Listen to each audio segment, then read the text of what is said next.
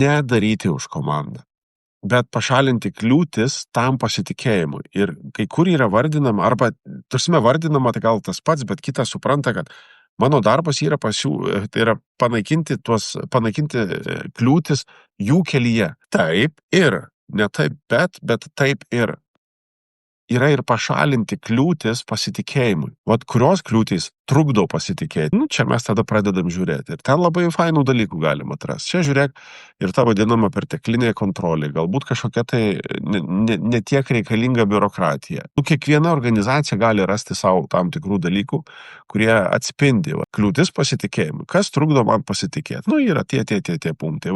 Kuomet mes apie juos pradedam pagalvoti, tada vadovas pamato, kad kokia pas juos veikianti sistema, struktūra yra, kas ten veikia, kas neveikia, kas galėtų būti kitaip. Ir šitoj daly labai svarbu apsibrėžti, kaip atrodytų tas 100% pasitikėjimas praktikoje, dėl tos veiksmažodžio tos formos, nes tai yra ilgas laikas.